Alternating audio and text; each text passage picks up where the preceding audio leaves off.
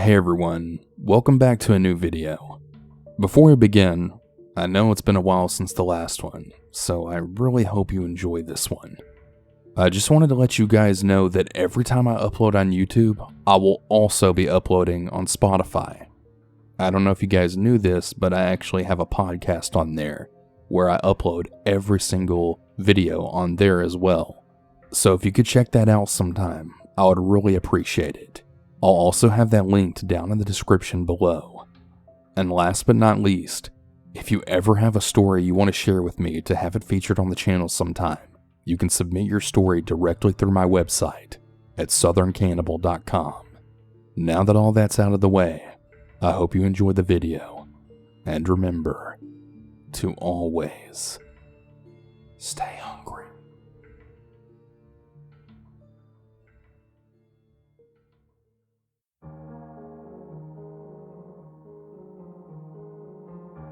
Several years ago, when I was 25 years old, I lived with at the time one of my best friends.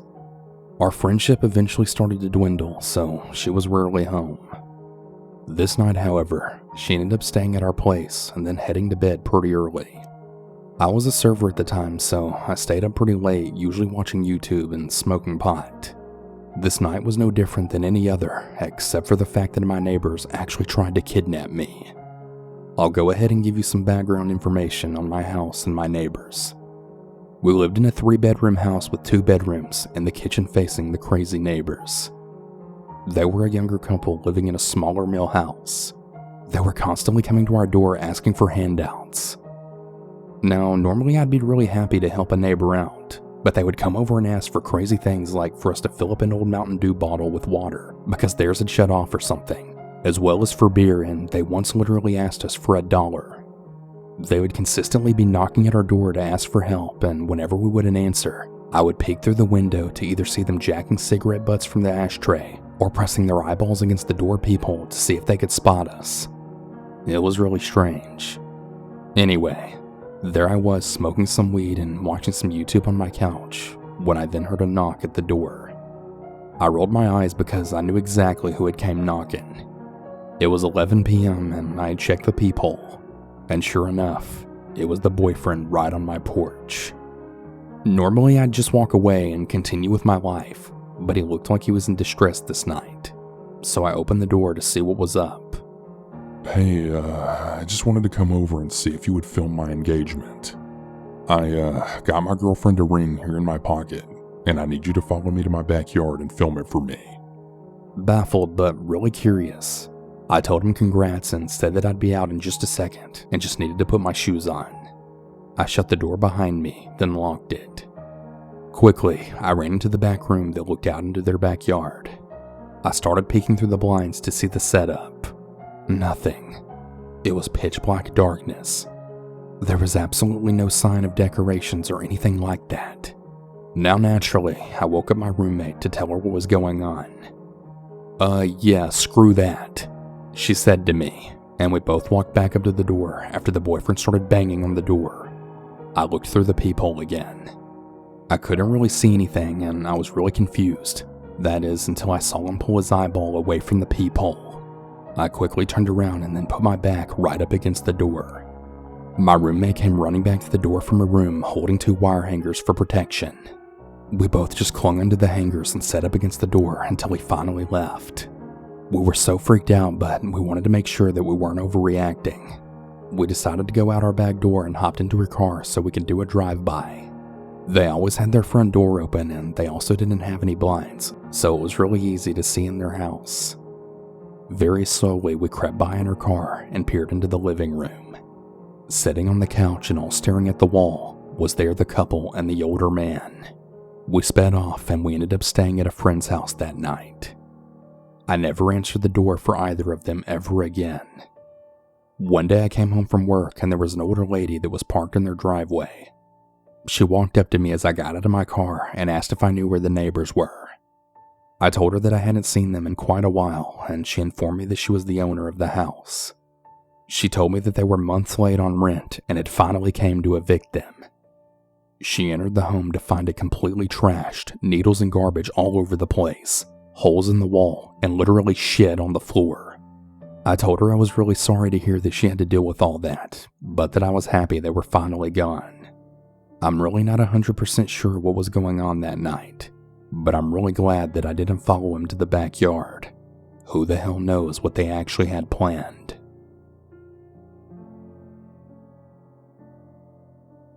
Before starting the story, I wanted to share some context. I'm a 26-year-old female who unfortunately gets a lot of unwanted attention. I'm married, and at the time of this story, my husband's brother had lived with us. We live in newly built townhomes, and everyone in the unit had actually moved in within the same week of each other. In the townhome next to us lived a mom and her late 20, early 30-year-old son, and next to them lives another young married couple. We'll call her I and him P. We became friends with them because we're in the same age group. Now, this happened a little over a year ago, and we noticed that the mom and son had a guest staying with them. We didn't think much of it. Well, one morning I was walking my dog, and as soon as I walked out the door, I began to smell cigarettes. But I didn't really think too much of it because my brother-in-law smokes. Right in front of our townhome is a long patch of land that hasn't been built on yet, and I always walk my dog around there every morning. Once I reached it, I had heard someone behind me then say, "You look really lovely today." I looked back, and I saw that it was the guy that had been staying with my neighbor. I was kinda confused because I had just rolled out of my bed still in my PJs.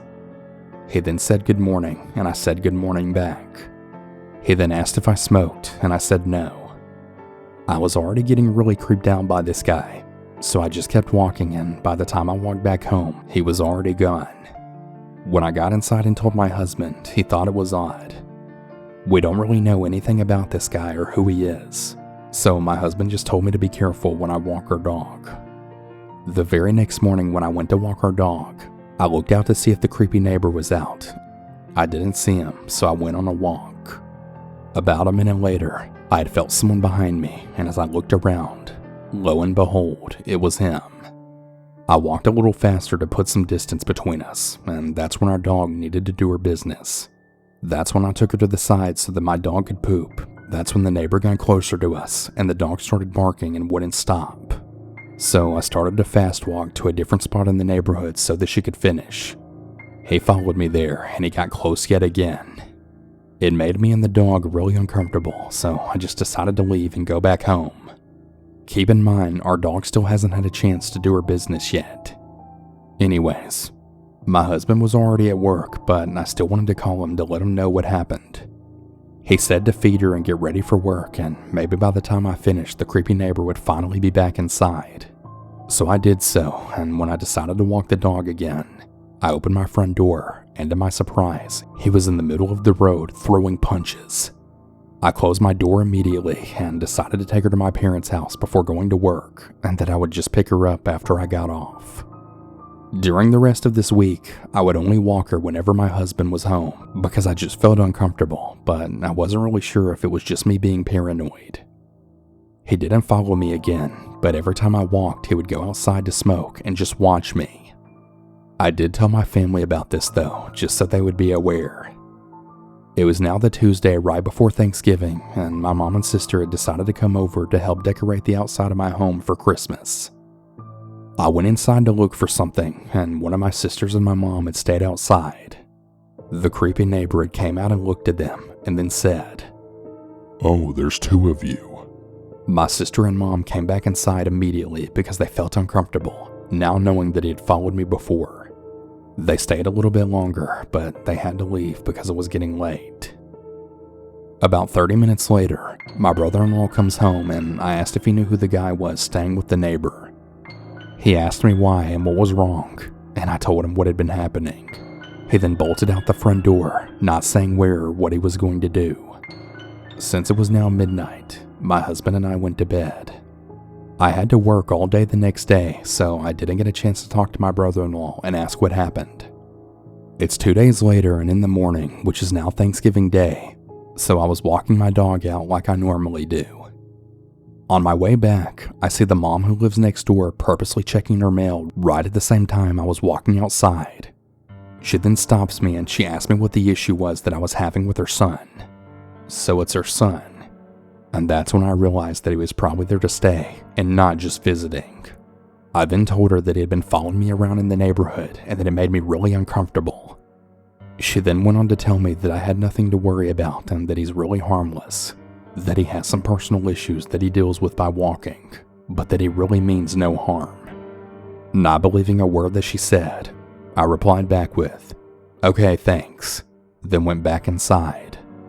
When my brother-in-law came downstairs, I asked if he had talked to the mom. That's when he then told me what happened. He said that he banged on her door until she finally answered, and he told her to keep her son in check, and that if he ever hears that his sister-in-law has another encounter with him, they were going to have a serious problem. My brother-in-law is a pretty intimidating guy, and he has a really short temper, so he made it very clear not to screw around with me or my husband. Since he was so pissed off, he went over to INP's house to cool off. Since he's been living with us, he became pretty good friends with P, and he also told them what happened. About a week later, me and I went to lunch, and what she told me next made my heart just drop. Apparently, the creepy neighbor guy is bipolar as well as schizophrenic. She told me that all the things the creepy neighbor was doing to me, he was doing to other women as well. One woman actually tried to pepper spray him, and he actually blocked it and grabbed the pepper spray right out of her hands, which happened to be attached to her keys, and in the attempt of getting her keys from her, he had actually punched the woman in her face. The woman called the police and got a restraining order on him, so he couldn't live in the apartment complex anymore. His mom put him in a hotel while she figured out his living situation, and he was creeping out the other guests over there as well. The manager tried to kick him out, but the creepy neighbor started talking a lot of nonsense and threatened to shoot up the place. The manager had to get the police involved just to get him out of there. They had finally kicked him out, so he went to live with his aunt until his mom's lease was up and she was able to move. So that's why he lives with his mom again. The mom actually has the audacity to say that her son is harmless when he's even hit her. She's afraid of her own son. The mom told I this way before he ever moved back in with her. I haven't had an issue with him since my brother-in-law went over there. Luckily, I work enough to be out of the house, but I still try to avoid being home alone. It's absolutely horrible not feeling safe in your own home. I'm really looking forward to the day we move.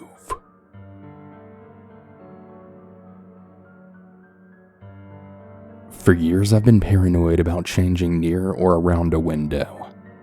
I think it all leads back to the story that I'm about to tell you.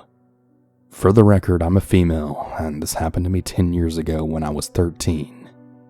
My parents had divorced when I was 1, and my brother was 3, so we would visit my dad in his mobile home every weekend. It was the summer before I started 8th grade, and I was at my dad's house with my brother for the weekend. My dad had to take my stepmom to a doctor's appointment that was right down the street for a few hours. He had done this before because we had cell phones and we never really left the house because we didn't really have any friends over at my dad's. My brother is 2 years older than I am, so he was considered the responsible one. We had a routine that we would follow every time we visited my dad. Get up and sneak whatever breakfast we could before our stepmom got up. And then I'd watch a movie in my room, and my brother would play the Xbox in his room, which was right next to mine. I had just finished up watching Live Free or Die Hard when I decided to get dressed and start my chores. The way that my room was set up, I had a rolled bunk bed pressed against the window so that my feet would be facing the window and my head would be near the door.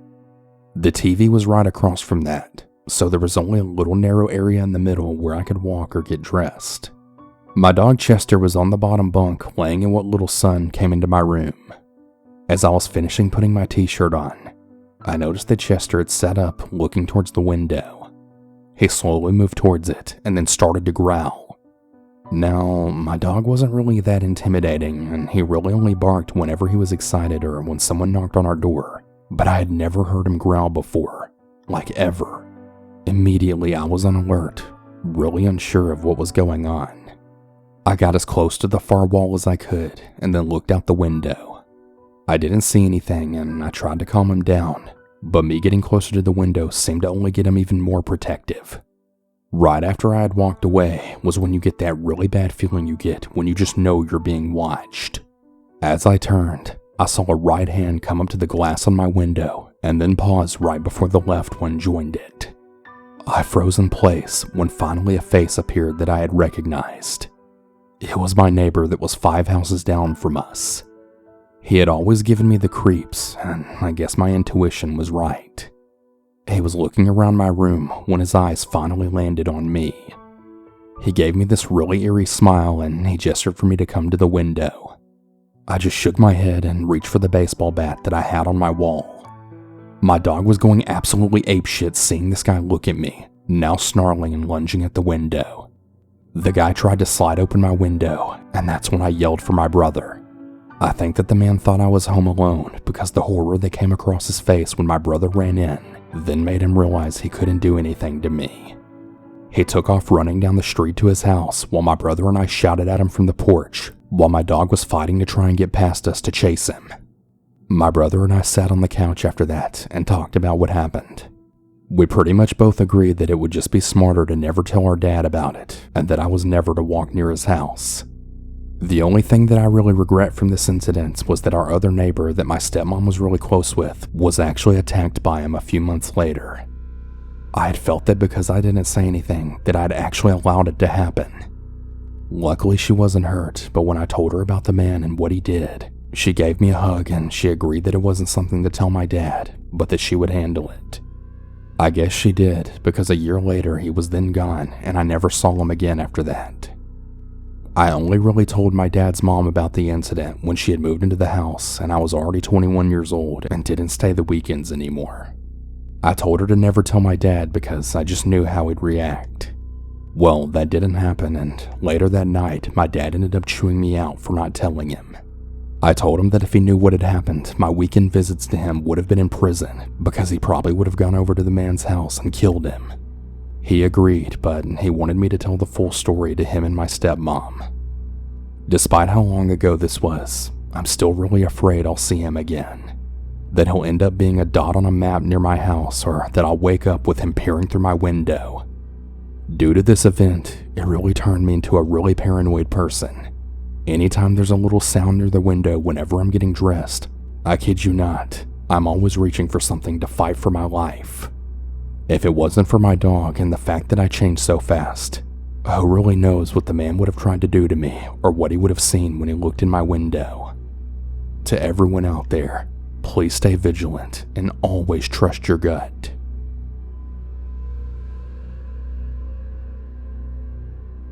So I'm in my early 20s and female. I moved out on my own for the first time about 2 years ago. I haven't really had much to do with any of my neighbors, and I've always been slightly uneasy due to the fact that no one around here is looking out for me. If anything seems off, literally no one would even notice or do any investigating to make sure I'm okay.